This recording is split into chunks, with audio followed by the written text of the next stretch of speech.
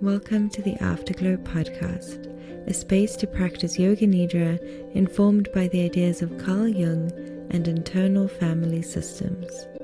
Each week we will work on a different life theme, giving us the opportunity to discover vast inner landscapes, sitting with all that life has to offer as we explore who we are. May the afterglow be as bright as the journey is deep.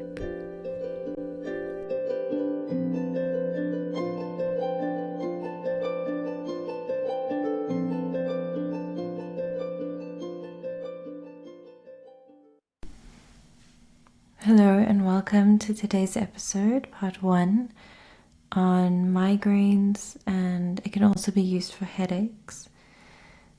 But the focus is definitely for people who suffer from recurring severe migraines. This includes cluster headaches or anything where there is a considerable amount of pain in the head. I am going to keep this part 1 relatively short. I suspect it's very possible that if you have a migraine right now, you have looked something up, and I want to be able to help you get to the Yoga Nidra as quickly as possible, but I also want to give you something to think about in this companion episode. As such, I will be providing a reading on migraines that I think will be of use, and then I will outline a few things to note before doing the migraine and Yoga Nidra, that migraine and headache Yoga Nidra in part 2. If you are new to Yoga Nidra, it is done with your eyes closed, completely still. It's a meditation-like practice, and it's perfect for pain management and all sorts of other things, but hopefully it will help ease the pain that you're experiencing right now in your migraine or headache. You can use it as often as you like, and it's designed to be used in the moment of having the migraine or headache. Today I'm going to read from an essay by Joan Didion called In Bed, written in 1968, and it's part of a collection of essays called The White Album. I hope you enjoy. Here is In Bed by Joan Didion. 3, 4, sometimes 5 times a month, I spend the day in bed with a migraine headache, insensible to the world around me. Almost every day of every month between these attacks, I feel the sudden irrational irritation and the flush of blood into the cerebral arteries, which tell me that migraine is on its way. And I take certain drugs to avert its arrival. If I did not take the drugs, I would be able to function perhaps 1 day in 4. The physiological error called migraine is, in brief, central to the given of my life. When I was 15, 16, even 25, I used to think that I could rid myself of this error by simply denying it. Character over chemistry.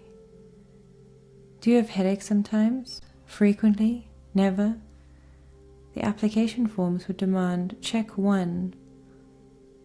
Wary of the trap, wanting whatever it was that the successful circumnavigation of that particular form could bring, a job, a scholarship, the respect of mankind and the grace of God, I would check 1. Sometimes I would lie. That, in fact, I spent 1 in 2 days a week, almost unconscious with pain, seemed a shameful secret, evidence not merely of some chemical inferiority, but of all my bad attitudes, unpleasant tempers, wrongdoing. for I had no brain tumor, no eye strain, no high blood pressure, nothing wrong with me at all. I simply had migraine headaches. And migraine headaches were, as everyone who did not have them knew, imaginary. I fought migraine then, ignored the warnings it sent, went to school and later to work in spite of it, sat through lectures in Middle English and presentations to advertisers with involuntary tears running down the right side of my face. Threw up in washrooms, stumbled home by instinct, emptied ice trays onto my bed and tried to freeze the pain in my right temple. Wished only for a neurosurgeon who would do a lobotomy on house call, and cursed my imagination. It was a long time before I began thinking mechanistically enough to accept migraine for what it was. Something with which I would be living the way some people live with diabetes. Migraine is something more than the fancy of a neurotic imagination. It is essentially a hereditary complex of systems, the most frequently noted, but by no means the most unpleasant of which, is a vascular headache of blinding severity, suffered by a surprising number of women, a fair number of men. Thomas Jefferson had migraine, and so did Ulysses S. Grant, the day he accepted Lee's surrender. And by some unfortunate children as young as 2 years old. I had my first when I was 8. It came on during a fire drill at the Columbia School in Colorado Springs, Colorado. I was taken first home and then to the infirmary at Peterson Field, where my father was stationed. The Air Corps doctor prescribed an enema. Almost anything can trigger a specific attack of migraine. Stress, allergy, fatigue, an abrupt change in barometric pressure, a contretemps over a parking ticket, a flashing light, a fire drill. One inherits, of course, only the predisposition. In other words, I spent yesterday in bed with a headache, not merely because of my bad attitudes, unpleasant tempers, and wrong think, but because both my grandmothers had migraine, my father has migraine, and my mother has migraine. No one knows precisely what it is that is inherited. The chemistry of migraine, however, seems to have some connection with the nerve hormone named serotonin, which is naturally present in the brain. The amount of serotonin in the blood falls sharply at the onset of migraine, and one migraine drug, methosergide or Sansert, seems to have some effect on serotonin. Methosergide is a derivative of lysergic acid. In fact, Sandoz Pharmaceuticals first synthesized LSD-25 while looking for a migraine cure. And its use is hemmed about with so many contraindications and side effects that most doctors prescribe it only on the most incapacitating cases. Methosergide, when it is prescribed, is taken daily as a preventative. Another preventative which works for some people is old-fashioned ergotamine tartrate, which helps to constrict the swelling blood vessels during the aura, the period which in most cases precedes the actual headache. Once an attack is underway, however, no drug touches it. Migraine gives some people mild hallucinations, temporarily blinds others, shows up not only as a headache but as a gastrointestinal disturbance, a painful sensitivity to all sensory stimuli, an abrupt, overpowering fatigue, a stroke-like aphasia, and a crippling inability to make even the most routine connections.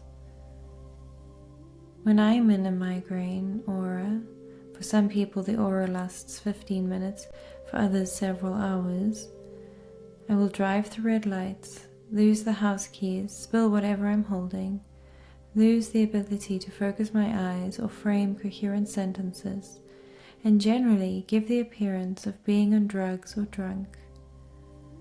The actual headache, when it comes, brings with it chills, sweating, nausea, a debility that seems to stretch the very limits of endurance.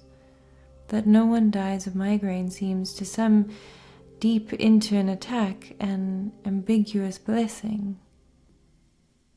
My husband also has migraine, which is unfortunate for him, but fortunate for me.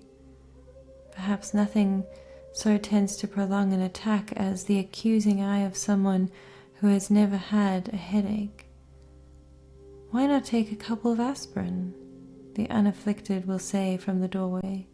Or, I've had a headache too, spending a beautiful day like this inside with all the shades drawn. All of us who have migraine suffer not only from the attacks themselves, but from the common conviction that we are perversely refusing to cure ourselves by taking a couple of aspirin, that we are making ourselves sick, that we bring it on ourselves, and in the most immediate sense, the sense of why we have a headache this Tuesday and not last Thursday. Of course we often do. There certainly is what doctors call a migraine personality, and that personality tends to be ambiguous, inward, intolerant of error, rather rigidly organized, perfectionist. You don't look like a migraine personality, a doctor once said to me. Your hair's messy, but I suppose you're a compulsive housekeeper. Actually, my house is kept even more negligently than my hair, but the doctor was right nonetheless. Perfectionism can also take the form of spending most of a week writing and rewriting and not writing a single paragraph. But not all perfectionists have migraine, and not all migrainous people have migraine personalities. We do not escape heredity. I have tried in most of the available ways to escape my own migrainous heredity. At one point, I learned to give myself 2 daily injections of histamine with a hypodermic needle, even though the needle so frightened me that I had to close my eyes when I did it. But I still have migraine. And I have learned now to live with it. Learned when to expect it, how to outwit it. Even now to regard it, when it does come, as more friend than lodger. We have reached a certain understanding, my migraine and I. It never comes when I am in real trouble. Tell me that my house is burned down, my husband has left me, that there is gunfighting in the streets and panic in the banks, and I will not respond by getting a headache. It comes instead when I'm fighting not an open but a guerrilla war with my own life. During weeks of small household confusions, lost laundry, unhappy help, cancelled appointments, on days when the telephone rings too much and I get no work done and the wind is coming up. On days like that, my friend comes uninvited. And once it comes, now that I am wise in its ways, I no longer fight it. I lie down and let it happen.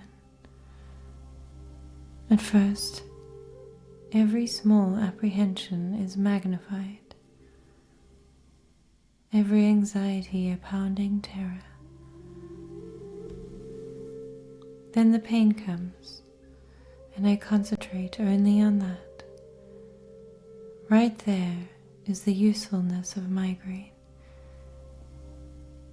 there in that imposed yoga, the concentration on the pain. For when the pain recedes, 10 or 12 hours later, everything goes with it. All the hidden resentments, all the vain anxieties. The migraine has acted as a circuit breaker, and the fuses have emerged intact. There is a pleasant convalescent euphoria.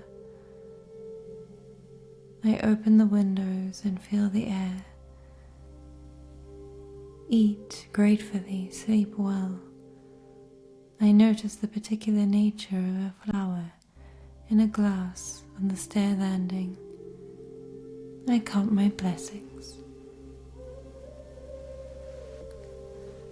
That was In Bed by Joan Didion, a phenomenal essayist.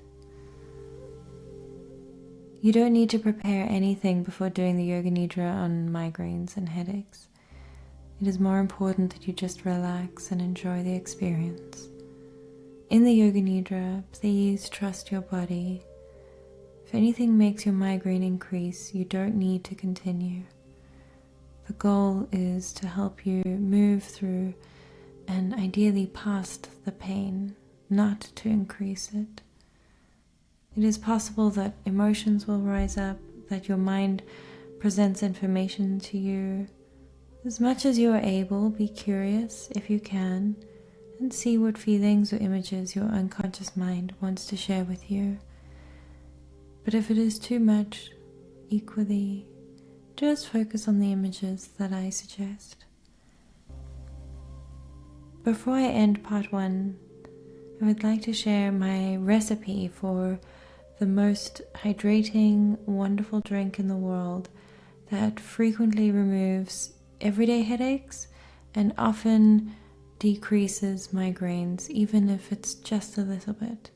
I understand that migraines are a force unto themselves, and other medications that might help a headache don't come anywhere near a migraine in terms of being able to alleviate the pain. So I don't want to try and imply that this is suddenly a miracle cure that you've been missing out on your whole life. However, even if you have a migraine, if you are able to, it can only do good to support your body with this very electrolyte-rich drink that you can make at home.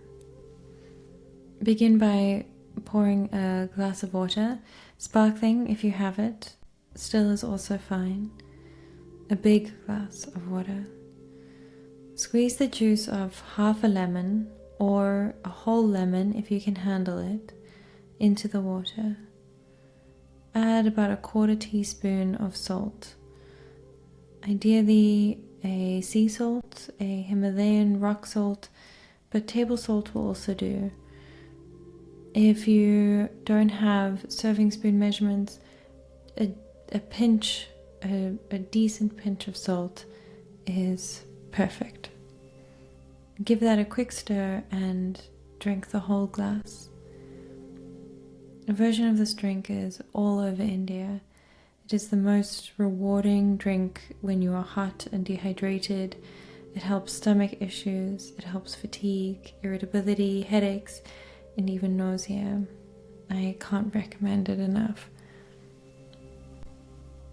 Enjoy the Yoga Nidra. I hope it helps even just a bit.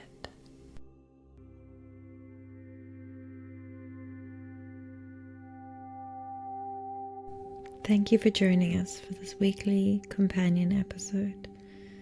It really does add to the experience that you will have in Yoga Nidra. The Yoga Nidra will be uploaded in a few days, giving you time to reflect on the questions that I've asked you. Please subscribe to receive notifications for this new Yoga Nidra episode as well as for future ones. Thank you for adding your light and kindness to the world. and for doing this important inner work. May the afterglow be as bright as the journey is deep. See you soon.